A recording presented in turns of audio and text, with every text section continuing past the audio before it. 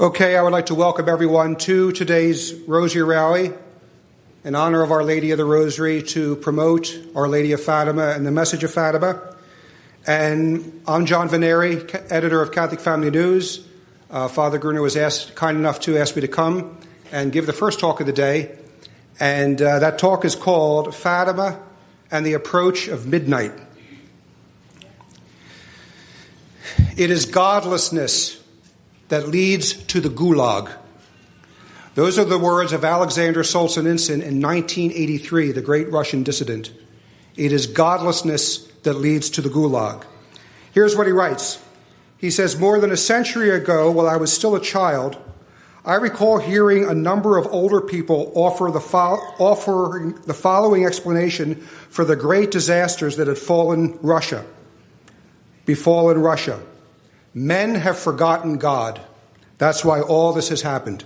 He goes on. Since then, I have spent well nigh 50 years working on the history of our revolution. In the process, I have read hundreds of books, collected hundreds of personal testimonies, and have already contributed 8 volumes of my own toward the effort of clearing away the rubble left by that upheaval. But if I were asked today to formulate as concisely as possible the main cause of the ruinous revolution that has swallowed up some 60 million of our people, I could not put it more accurately than to repeat, men have forgotten God. That's why all this has happened. Close quote from Solzhenitsyn. Our Western nations are becoming increasingly godless, increasingly anti-Christ in their laws, in education, cultural institutions, and in our case too, I am a little more nervous because in our case it's not so much that men have forgotten God, but it's even worse, modern man is in revolt against God. Non serviam, I will not serve, my kingdom come, my will be done. Now I want to illustrate a little more that godlessness leads to tyranny. We can't really be indifferent about the fact that the nations and our social institutions are more and more godless. In the early days of the Nazi advance in Eastern Europe, there were Nazi extermination squads. They'd be sent out to sweep into villages, and what they would do is they would force villages at gunpoint, at machine gun point, to dig their own graves, and then they would gun them down. And at one point, on one of these occasions, there was a young SS soldier, and he was forcing an old bearded Hasidic Jew to dig his own grave. And at one point, the Jew stood up, pointed to the SS guard and said, God is watching what you are doing. And the SS soldier just went and gunned him down. Machine gunned him dead. The soldier, the product of Nazi atheism, rejected the reality of God. And by doing so, he rejected the reality that God not only created us, but he will reward us for our good actions and will punish us for our evil actions. But if there is no God, really, we are responsible to no one. Who are we responsible to? The word responsible comes from responde, responding to someone. And the modern atheist doesn't respond to anyone but himself. Dostoevsky, you're familiar with Brothers Karamazov. He has Ivan Karamazov say in the novel, if God does not exist, then anything is permissible. Stalin rejected God, so for him, anything was permissible. Hitler rejected God, anything for him was permissible. Lenin rejected God, for him anything was permissible. Mao Zedong rejected God, so for him, anything was permissible. And that's why we have to be concerned. We have to be nervous. We have to be on guard regarding the fact that our modern governments, whether it be the European Union or Canada or the United States, are becoming more and more atheistic. Because ultimately, atheism ultimately breeds the principle that, as I said, if God does not exist, anything is permissible. What do we end up with? Sheer utilitarianism, sheer pragmatism, whatever works. The end justifies the means, whether it be mass murder or forced euthanasia or assisted suicide in healthcare programs just to keep the costs down. In the United States already, we're responsible for the murder of millions of unborn babies since the so-called legalization in 1973. Over 3,000 babies killed a day, more than who were killed on 9/11. This is what we're doing every day. This is essentially a godless law. It is an anti-Christ law. We have to do away with falling for the left wing, right wing. No, it's Christ and Antichrist. And these are essentially Antichrist laws. And if you look it up, 1933, Humanist Manifesto, 1974, Humanist Manifesto, they both claim that there is no God. Both these manifestos, they claim a number of things, but also they call for the legalization of abortion as not only good, but necessary for the future of mankind. Now, you're probably aware that atheism is in vogue right now. It is chic. It's what you get at the universities. It's in the media. And we have this whole new group of militant atheists. Richard Dawkins is one of them. From Cambridge, a very stuffy teacher of biology. Dawkins, militant atheist. Christopher Hitchens, militant atheist. Sam Harris, Daniel Dennett. Sam Harris, these are some of these names. Now, Sam Harris, one of these new breed of militant atheists, among other writings, he published an essay entitled "Science Must Destroy Religion." Well, good luck, Sammy. Good luck. Empirical science cannot destroy religion. Empirical science cannot disprove the existence of God. How is a biologist going to disprove the existence of God? How is a physicist going to make a certain claim, a claim with certitude, that Jesus Christ, when he walked on earth, did not perform the miracles? How is he going to make that? Miracles are above the laws of nature, and scientists who try to make these claims are outside their field. We're not saying he's a bad physicist. We're not saying he's a bad biologist. What we are saying that he's speaking outside his field. It's imagine if you have a terrific vet. I knew one. There was a dog right at the edge of death. And this vet, he was kind of a naturopath type vet. And he nursed that thing back to life. They were calling the dog the miracle dog. Great vet, right? Now, because he was a great vet, would I bring him in to fix my car if it was broken? No. Might be a great vet, but when it comes to working on cars, he's outside his field. And this is what we find with modern science. Physicists, biologists, zoologists speaking about religion, speaking about philosophy, speaking about metaphysics, and it's actually outside their field. Now, I want to make it very clear because it's a typical claim. Oh, of course you're a Christian. That means you're against science. We've all heard it. No, this is not to denigrate empirical science, but only to recognize the inherent limitations of natural science. Science can explain many things, but it does not explain everything.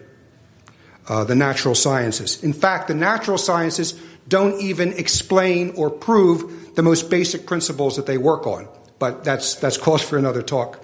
And this separation of science and philosophy really is really blossomed. It blew up, say, since the time of Descartes, around the 1700s. There was that little tug of war going on at the time of Aquinas, but it was a small thing with Segar and Bourbon.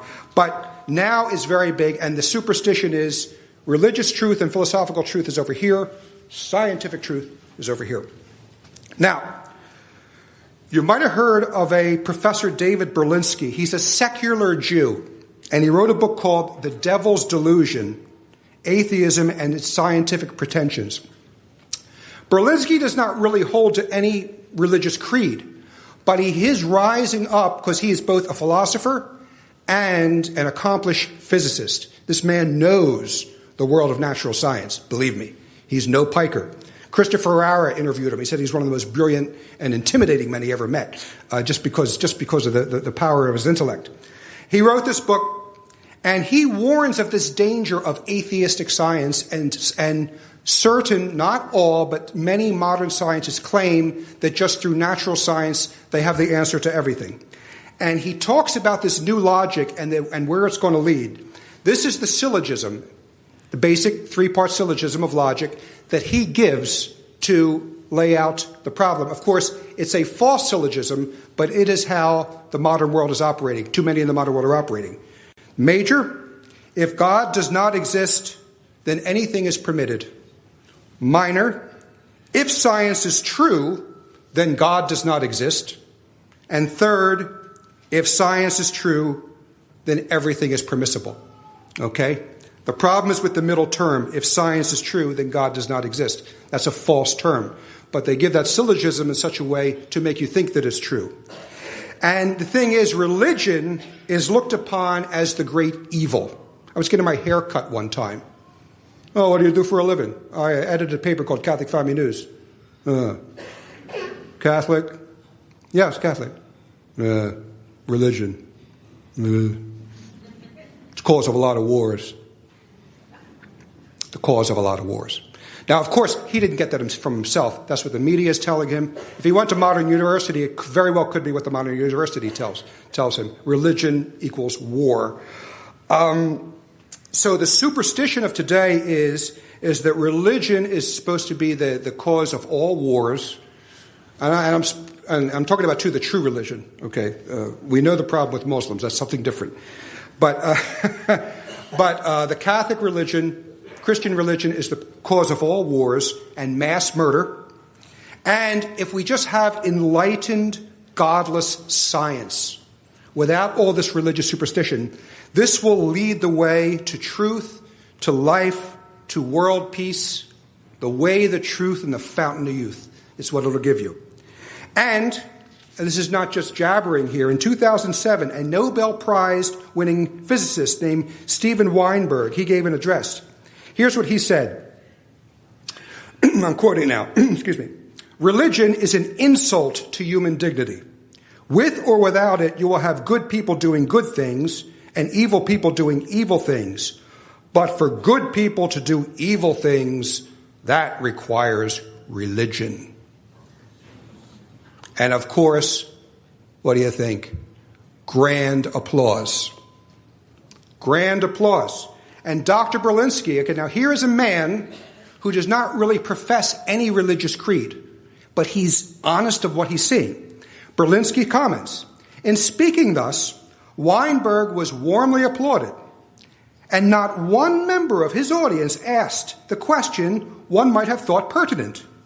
Just who has imposed on the suffering human race poison gas, barbed wire, high explosives, experiments in eugenics, the formula for Zyklon B, heavy artillery, pseudoscientific justification for mass murder, cluster bombs, attack submarines, napalm, intercontinental ballistic missiles, military space platforms, and nuclear weapons? Who has imposed this, he said?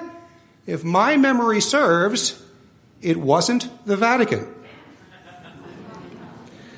Many of these evils are the product of so-called scientifically enlightened atheistic governments. The 20th century, we're now into the 21st century, of course, but the 20th century is hailed as a scientific century, a paragon of scientific human progress, freeing itself from the superstition of religion so that we have peace and love and brotherhood and graze into the grass. It's a gas, baby, can you dig it? This is the superstition. Yet, what has the 20th century produced?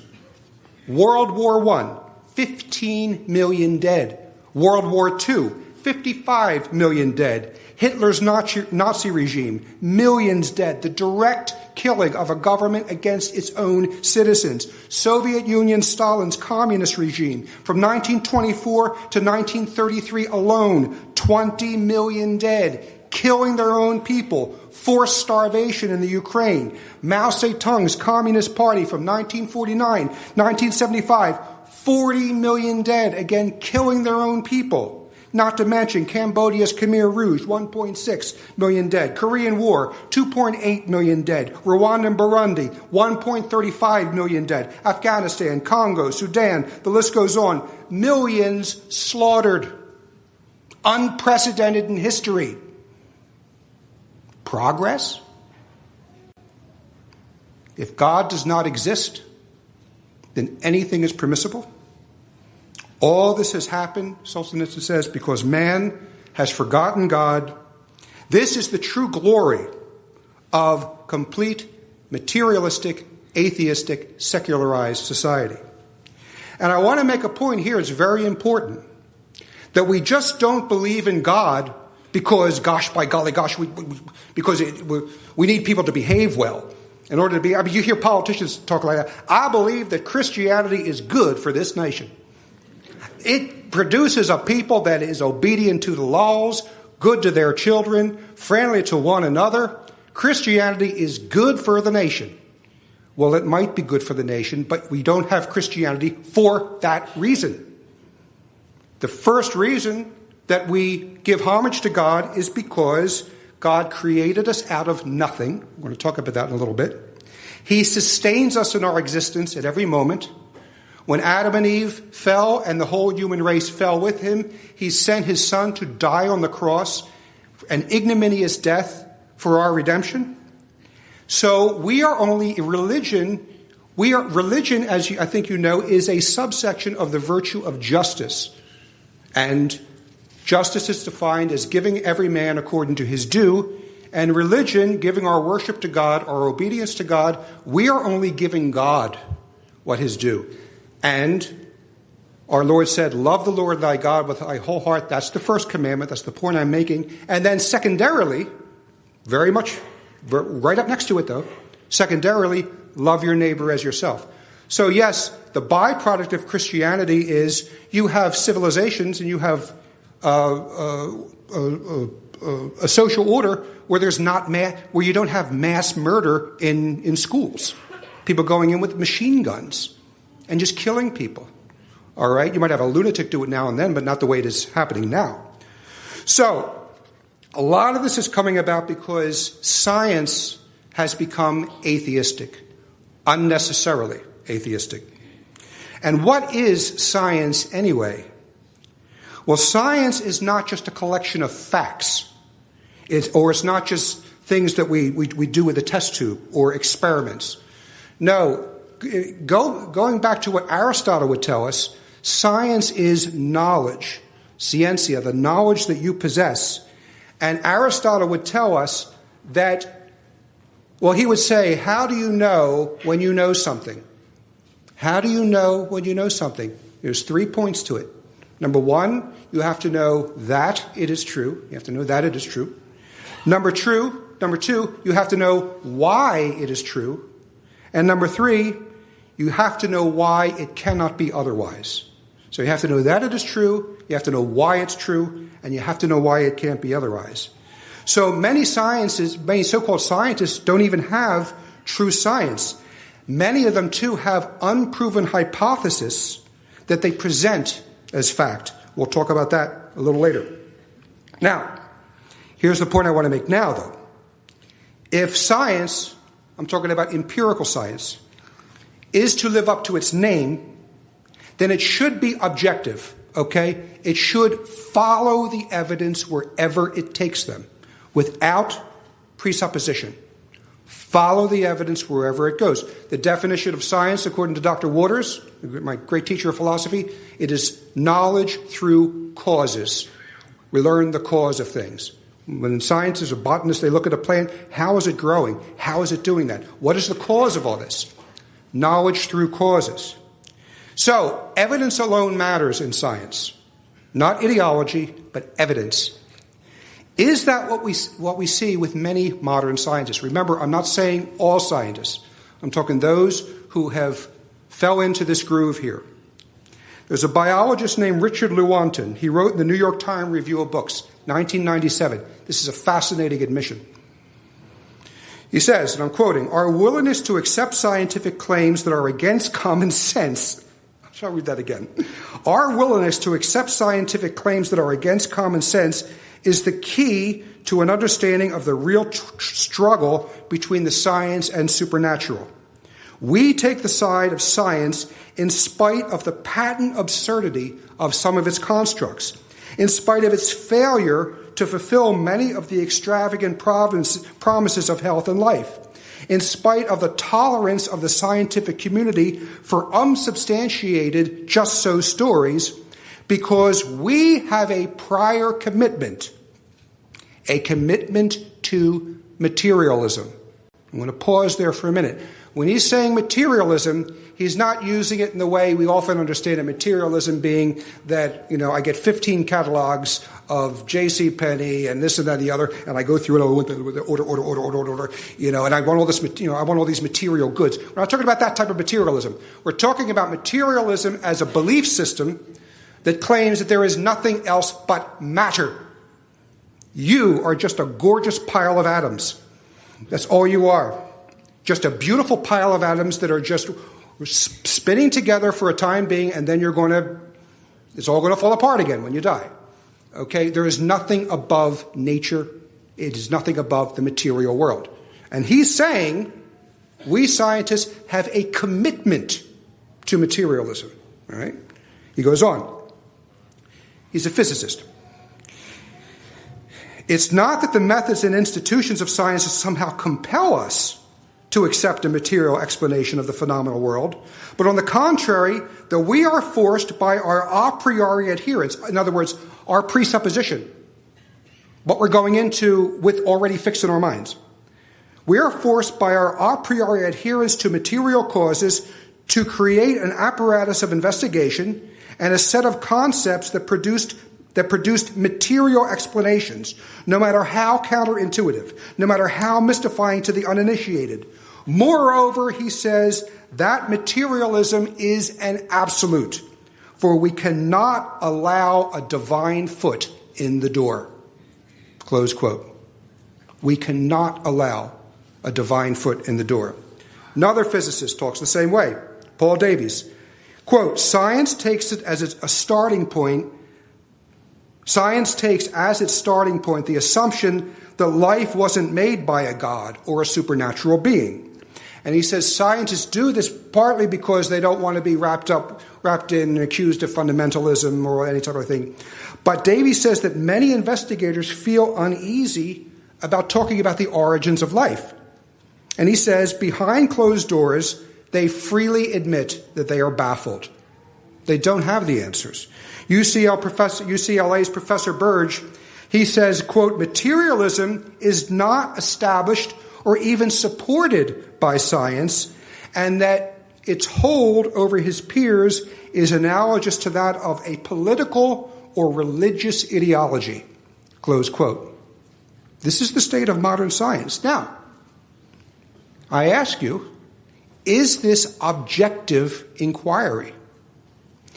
Is this an open mind following the evidence wherever it leads him? No. This is prejudice. This is bigotry. This is narrow-mindedness. This is not objective science. And you'll notice, too, that the more stuffy people in the world of academia, they will claim that all you stupid little religious people, you're the ones who are prejudiced. You're the ones who are bigoted. You are the ones who are narrow-minded. But we, scientists, we're above all that. We just have the admission from 3 reputable scientists that that is not the case. They have shut it out. One line of inquiry, they will not follow. We will not allow a divine foot in the door. Now again, you always have to make this 15 times when you give a talk like this. We are not saying we are against empirical science. Empirical science is a tremendous good. The advances of empirical science are impressive. I have an iPad, and I love it. I love air conditioning. Anyone listening to this on audio or video, this is brought to you by science. God forbid, if I was rushed to the hospital knowing that I needed open heart surgery here and now, would I be afraid? Yes, I'd be afraid. But also, there'd be a big part of me that would say, I have a good chance, a very good chance of coming through this, of coming through alive and of getting better because of the terrific advances in medical science. Okay, so we're not denigrating science. The way to look at it is, we're just making a distinction, that's all. The way to look at it is, imagine a wife says to her husband, honey, I have to go out this afternoon. Would you mind vacuuming the first floor? Oh, yeah, sure, I'll do it, yeah. So he vacuums the first floor, vacuums the downstairs, and he leaves, when he's done, he leaves the vacuum plump right in the middle of the living room. And the wife comes home and sees it. An hour goes by, 2 hours go by, 3 hours go by. He's sitting in the living room in front of the television watching a John Wayne movie with a beer and a ham and cheese sandwich and a bowl of chips, and that vacuum cleaner is still there. And she comes in and says, honey, that vacuum cleaner doesn't belong there. And in reaction, he grabs the vacuum cleaner, throws it out the window and into the trash can. And she says, why did you do that? And he says, well, you told me to get rid of the vacuum cleaner. Right? This is the type of lunatic accusations that are thrown at the Catholic who is just, she would say, look, I didn't say you get rid of it. I said, put it in its proper place. That's all I'm asking. And that's what we're talking about with empirical science. Keep it in its proper place. It explains many things. It has done wonders for us. It explains a great deal of things. It does not explain everything, even its own principles, such as the principle of non-contradiction, the principle of sufficient reason, principles of cause and effect. These ultimately are philosophical questions. You don't see them in science or biology. Now, I'm bringing up metaphysics because if you're a Catholic and you went to a Catholic school, especially a Catholic university, and you did not get a course on Thomistic philosophy or Thomistic metaphysics, especially if you went to university, you need to go back to that college and demand a refund. Because Thomistic philosophy, now it sounds highfalutin, it's very simple. In fact, Dr. Edward Feser, one of the best young Thomists who are out today, he says Thomistic philosophy is simply a detailed explanation of what we all know intuitively. It takes what is real and explains it and examines it and demonstrates it. Thomistic philosophy is so important that Pope St. Pius X said that it is the remedy to the heresy of modernism because it's dug deep in reality and not in dreamy notions. He said that we have to admonish professors to bear well in mind that they cannot set aside the principles of St. Thomas Aquinas, especially in metaphysical questions, without grave disadvantage. If you ignore St. Thomas's, the Aristotelian Thomistic metaphysics, you're going to get yourself into trouble. Moreover, in 1910, I'm paraphrasing, Pope St. Pius X said that anyone who is going to get a PhD in canon law or theology, and if he does not, in his formation, get a full Thomistic studies, then his doctorate is to be held as null and void. Talk about invalidity. We have a lot of invalid Catholic theologians out there. Their PhDs are not even valid. Because, especially from the time of the Second Vatican Council, that's calls for another talk, our churchmen have become enamored with modern philosophies and have chucked away St. Thomas Aquinas. One person said he's too narrow, too closed in on himself. Ask me who that person is later. So, what does metaphysics do? Why is it important? Well, when I first asked that question, The answer I got was, metaphysics is the science of being as being. Oh, great. Thanks. Being as being. All right. That explains a lot. It explains a lot after you've had a year of philosophy. But when you get that, you have no idea what they're talking about. So I'm going to take you through a little exercise. Kind of fun, really. I'm going to take you through a little exercise so that you understand a little bit what philosophy does and why it's important, why metaphysics is important. The church says that metaphysics is the queen of all the sciences and the handmaiden for theology. Now, if I would tell you that there is a dog in the hallway, what would you know about it? What would you know about it? That it's a dog, right. You don't know if it's a collie. You don't know if it's a dachshund. You don't know if it's one of those teacup, what are they called? Teacup chihuahuas. You don't know if it's a Great Dane that you could ride home. You don't know any of that. All right. You just know you have this concept of dogginess.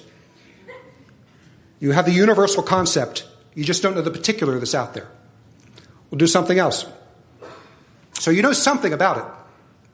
Now, if I say to you, there is something out in the hallway, and I'm not going to tell you what it is. What do you know about it?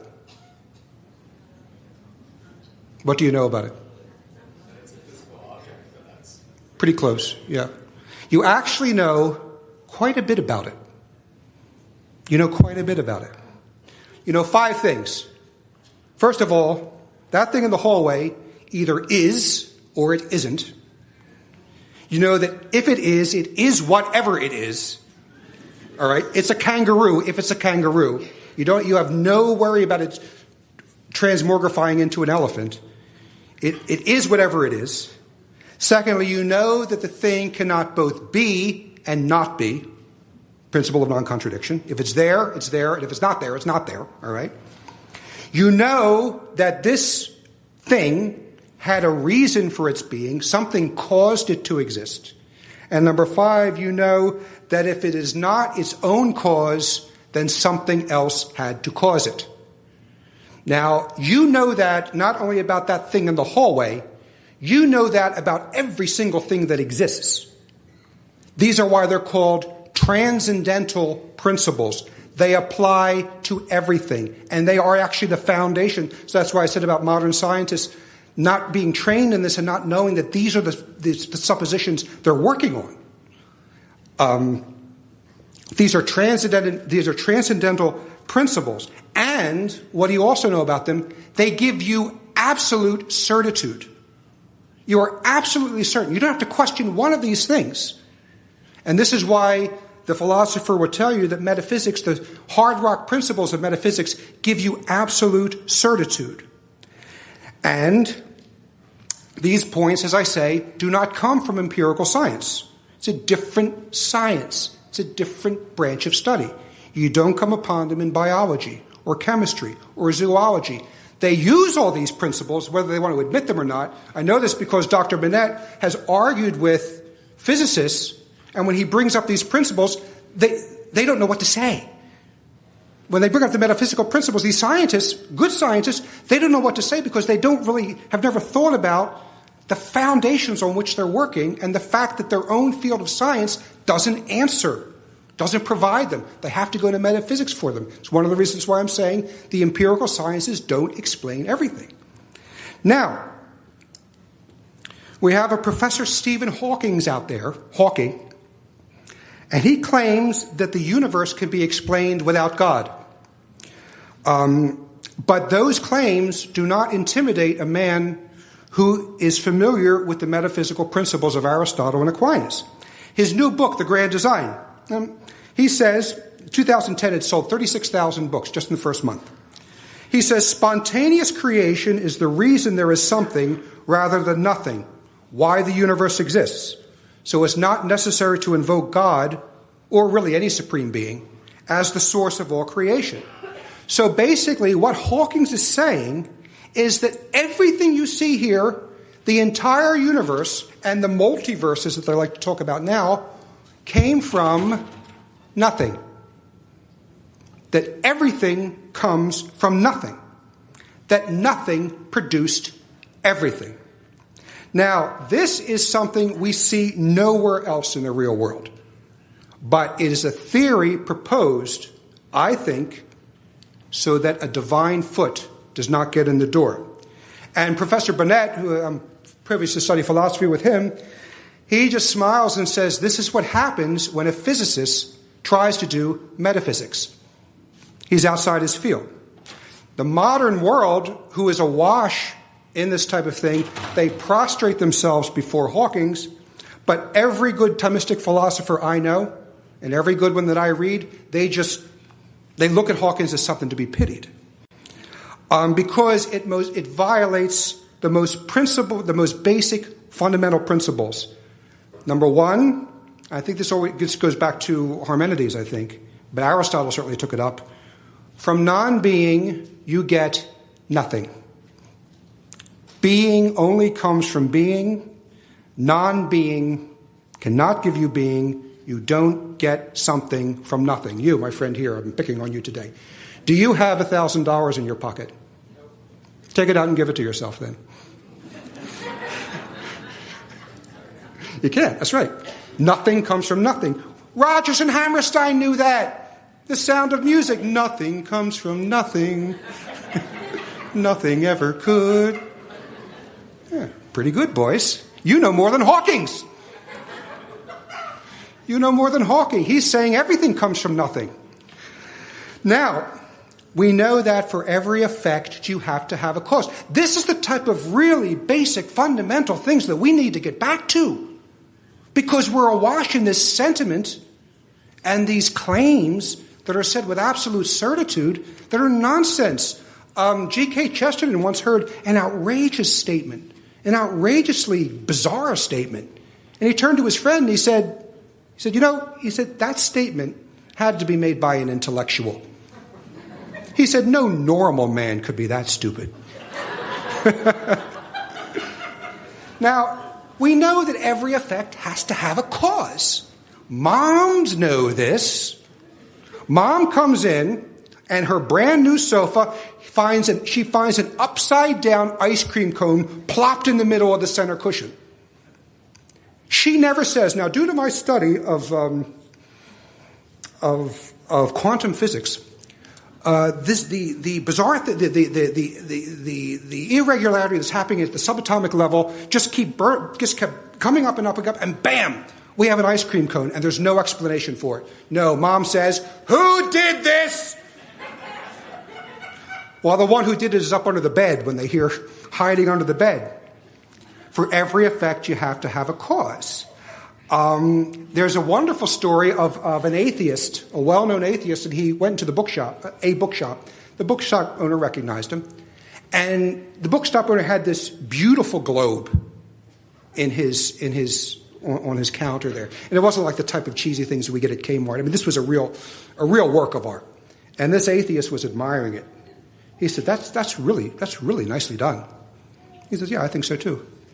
And the atheist said, "Who made it?" And the bookstore owner said, "It made itself. It came from nothing." And the atheist said, "Well, that's a crazy thing to say." And the bookstore owner said, "Well, that's what you believe."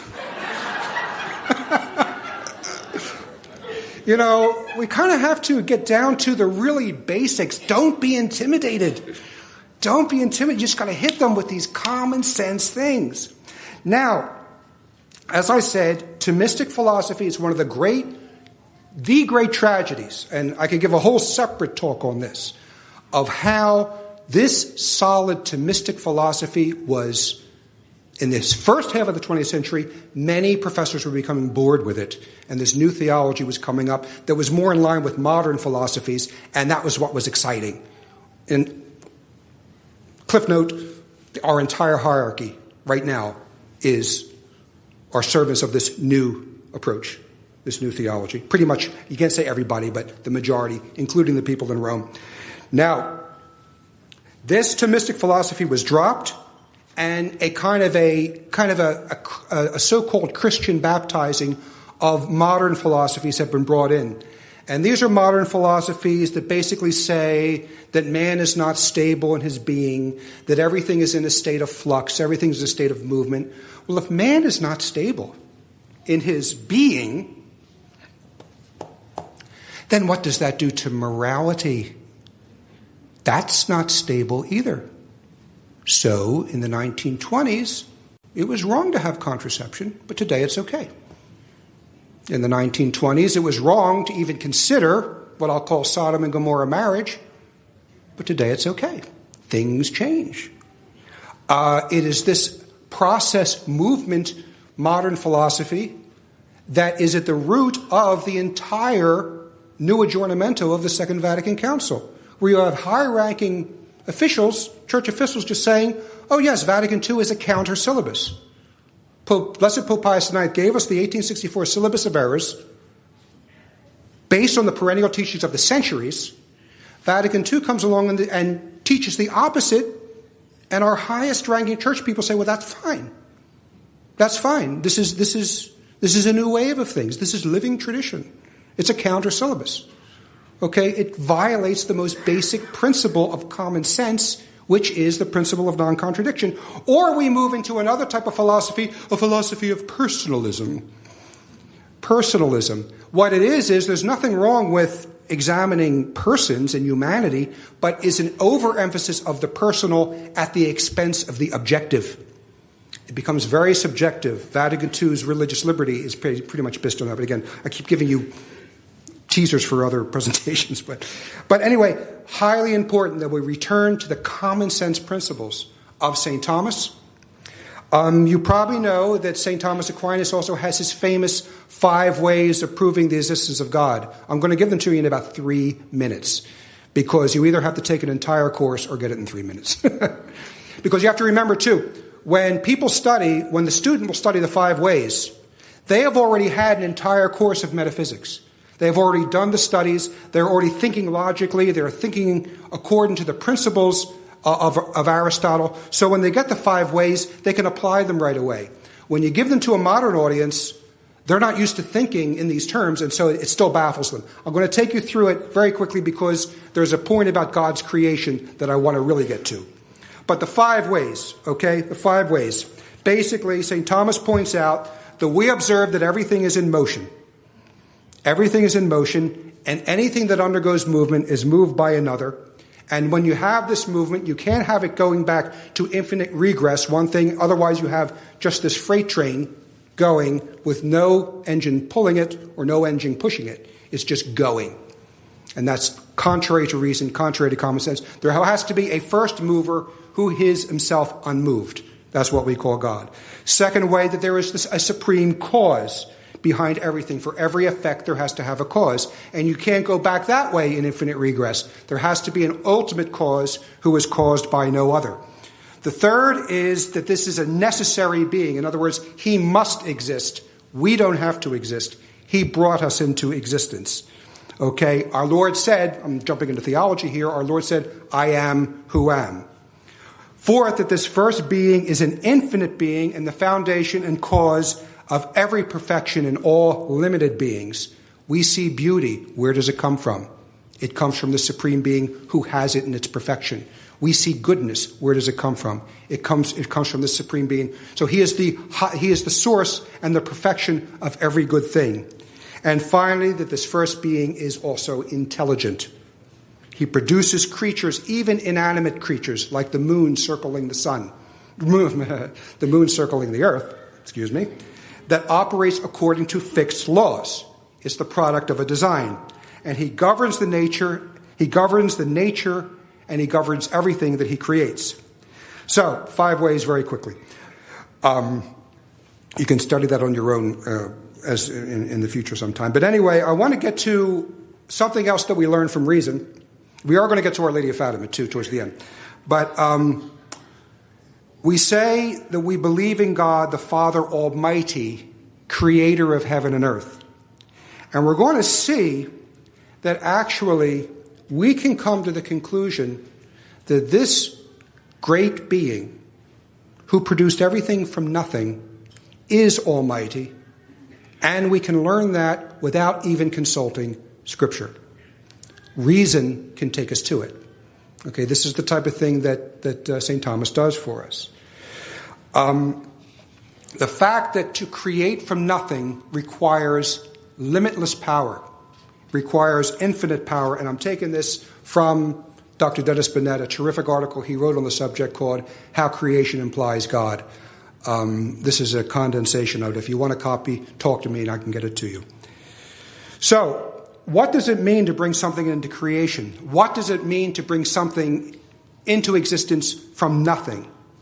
We're not talking about from pre-existing matter, going to Home Depot and getting all the pieces you need for your deck.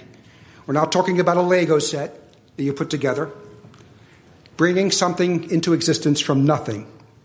Now, to help us understand this, St. Thomas gives a principle. It may not make sense to you, but we're going to give you the explanation afterwards. St. Thomas says, a greater power is required in the agent insofar as the potency is remote from the act. You need a greater power. The farther you have to go to achieve your goal, as it were, the greater power you need. It's kind of like, a 10-year-old boy might be able to run 2 blocks and then he'll be exhausted. But a marathon runner could run 20 miles. He has a greater power because from potency, from the potential to the actuality, it requires more power. All right, I'm going to explain this a little more, again from Dr. Bennett. Suppose you want to make a chicken. I'm not talking about cooking one for dinner. You want to make a chicken. Well, to make a chicken from a pre-existing chicken, it does require a certain amount of power because the chicken, one chicken is the cause, and the other chicken will be the effect. And they're not so remote from one another, they are alike. So it does require power, but a certain amount. Now, suppose you were going to go to the next step. This is all hypothetical, of course, but you get the idea. You're going to go to the next step. You want to make a chicken from vegetative life. You want to make a chicken from your cabbage patch. All right. What would that require? Well, it would require a greater amount of power because of the remoteness between the beginning and the end. To take vegetative life and take it to sensate life. Now, vegetative life, as you all know, it has immanent life. It has nutrition. It feeds itself. Growth, thank you. Nutrition, growth, it grows, and generation, it reproduces. Cabbages make more cabbages. Dandelions make more dandelions. We all know that. So vegetative life has this, and it's coming from the inside. Okay? Sensate life, the chicken, yes, same thing. It has nutrition, feeds itself, it grows, and it reproduces. But it also has the 5 external senses, seeing, hearing, touching, taste, and smell, and the 4 internal senses of imagination and memory and all that type of thing. So it's a higher form of life, and it also has self-motion. So you're going from a lower form of life to a higher form of life. You would need a greater amount of power to do that. Third, suppose then you want to make a chicken from mud, from the slime of the earth. Then you are going from an even lower form. You're not even dealing with life at this point. You're just dealing with matter, and you want to create a chicken from that. That would require an even greater amount of power. Okay? So, run through it again. You have chicken from chicken, a certain amount of power. Chicken from vegetative life, a greater amount of power. Chicken from mud, an even greater amount of power it would be required. So then, based on that, how much power does it require to make a chicken from nothing? From no pre-existing matter whatsoever. It requires an infinite amount of power. Because it's not that there is a greater relation between chicken and non-being. The fact is that there is no relation between chicken and non. We can't even imagine non-being because we think in terms of images. Okay? But there is no relation between a live chicken and non-being. It is a relation that can't be measured. It's a relation that has no limits. And because it is measureless and limitless, then to create from nothing requires a power that is measureless, a power that is limitless, a power that is infinite and almighty power. And we are finite, and you can't give what you do not have. You have to have an infinite being do an infinite act, an act of infinite power. And this is one of the reasons why we say, I believe in God the Father Almighty. As you notice, as I said earlier, I didn't quote the Bible. This is just the hard rock reasoning of the metaphysics of Aristotle and Aquinas that will bring you to these conclusions. And I remember too, good old Father Marian, an old traditionalist priest I knew.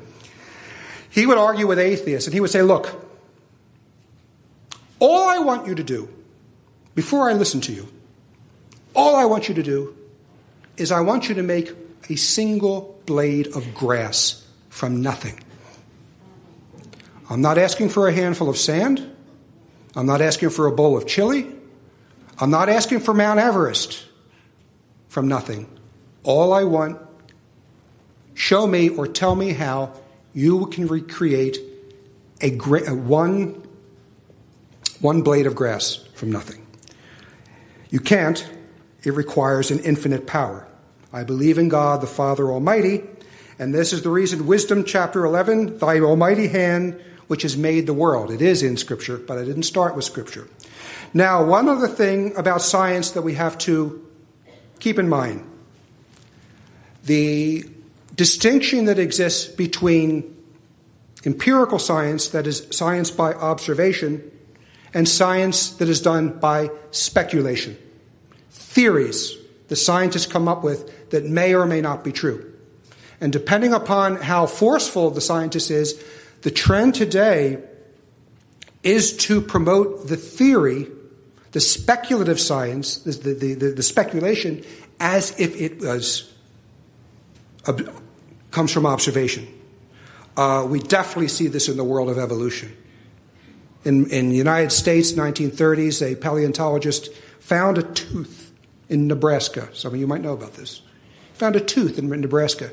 Held it up to the scientific world, said, I found the missing link between man and ape based on the shape of this tooth.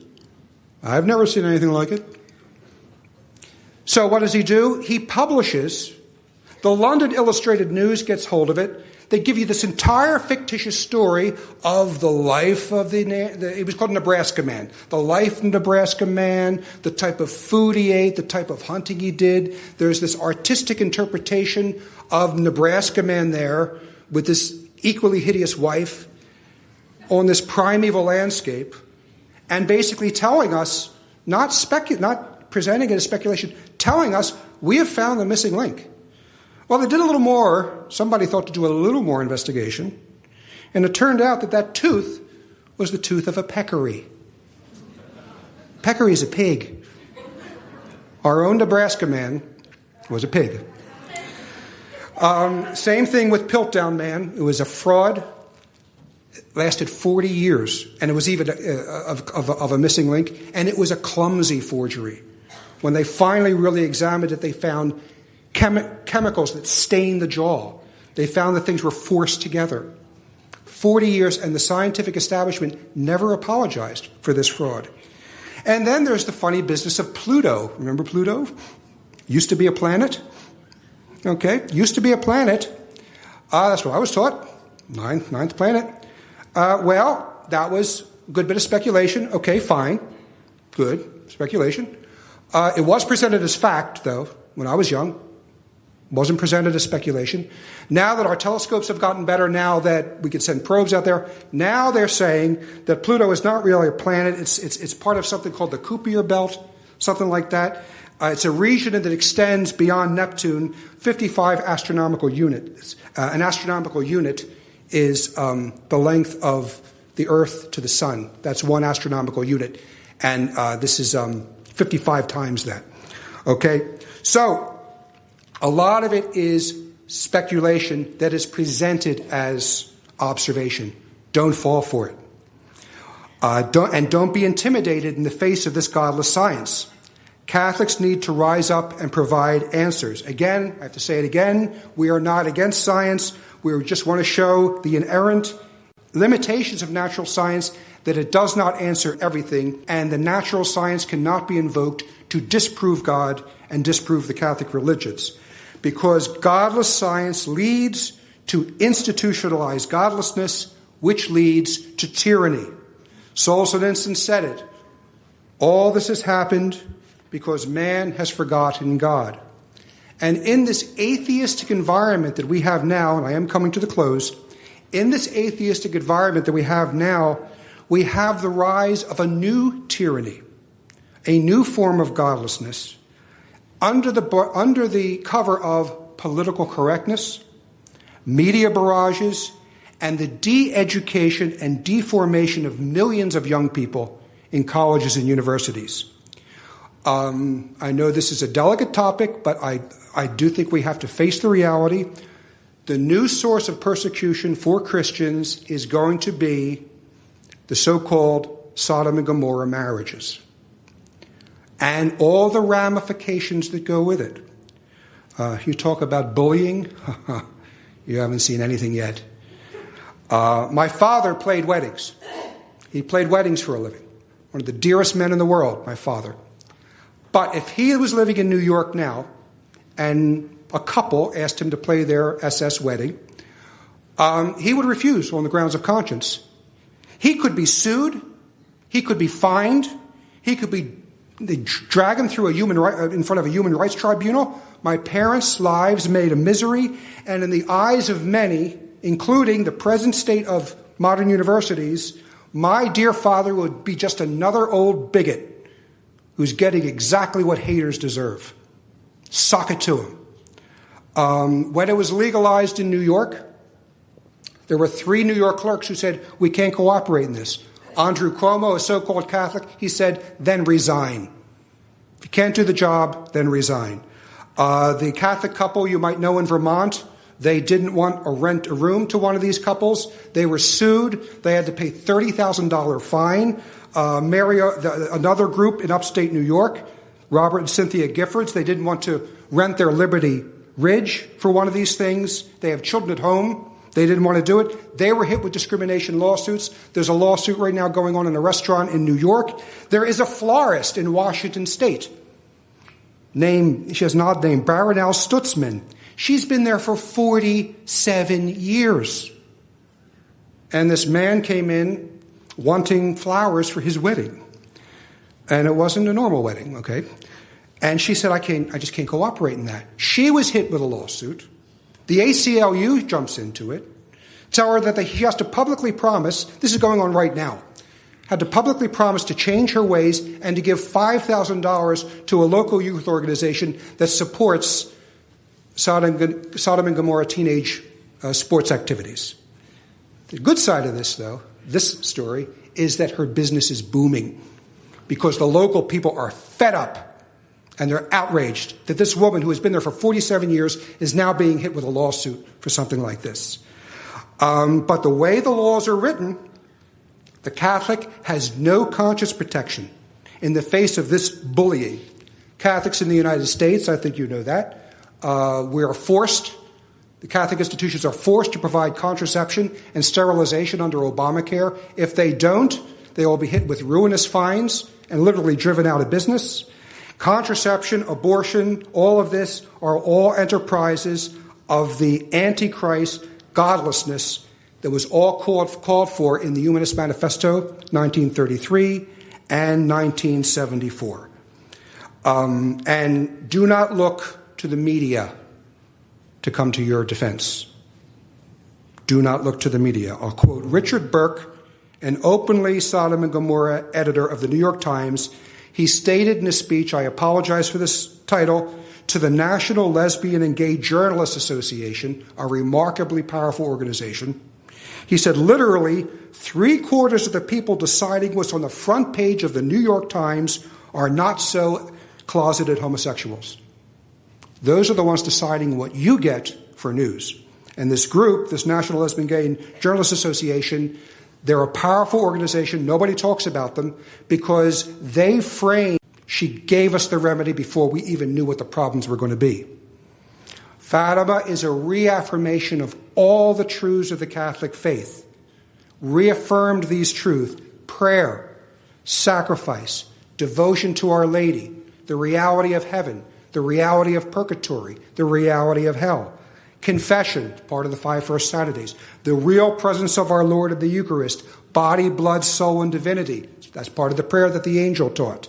The authority of the papacy. And Our Lady gave proof. The miracle of the Sun, witnessed by 70,000 people. Our Lady did not say to these 3 children, look, here's what I'm telling you, and if people don't believe you, then they're a bunch of bigots. She didn't say that. No. She said in July, she said, October, I'll perform a miracle so that all will believe. In August, she said, in October, I'll perform a miracle so that all will believe. In September, in October, she said, I will perform a miracle so that all will believe. And the miracle took place October 13th, 1917, as scheduled, witnessed by 70,000 people. And it was even reported, I think you all know this, by the liberal anti-clerical press. Here's what was written in an anti-clerical newspaper by an anti-clerical journalist. I mean, imagine Chris Matthews writing this. It's just, beyond belief. But he said, we saw the huge crowd turn towards the sun, which appeared at its zenith, clear of the clouds. It resembled a flat plate of silver, and it was possible to stare at it all without the least discomfort. It did not burn the eyes. It did not blind. We would say that it produced an eclipse. Then a tremendous cry rang out, and the crowd nearest us were heard to shout, miracle, miracle, marvel, marvel, before the dazed eyes of the people whose attitude transported us to biblical times and who, dumbfounded, heads uncovered, contemplated the blue of the sky. The sun trembled. It made strange and abrupt movements outside of all cosmic laws.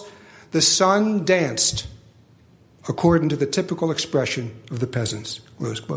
She performed a miracle for all to see, so that they would first of all believe that she appeared, and secondly, accept her words. Now notice something about this miracle. She was not theorizing. It was not speculation. It was observation. Thousands saw it. And Our Lady was trying to save us from the gulag. Russia will spread her errors. She was trying to save us from the errors of godlessness that lead to the gulag. The good will be martyred, she said. And she called for the consecration of Russia, which has not yet been done. But she promised, in the end, my Immaculate Heart will triumph. The Holy Father will consecrate Russia. Russia will convert to the Catholic faith. That's what conversion means. And a period of peace granted to the world.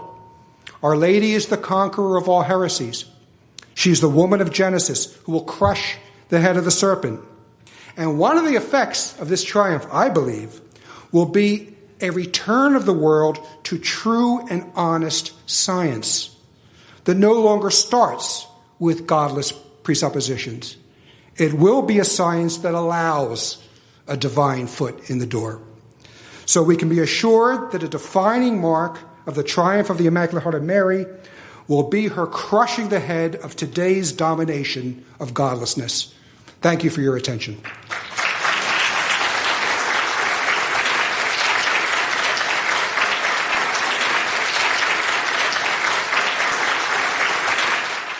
Those who are interested in learning more about Thomistic metaphysics, the philosophy of St. Thomas Aquinas and Aristotle, please go to www.aquinasphilosophy.com or go to the Oltyn Library Services webpage at www.oltyn.org, that's spelled OLTYN.org, or write to us. The Aquinas Philosophy and Oltyn Library Services are the same mailing address, 2316 Delaware Avenue, PMB 325, Buffalo, New York, 14216.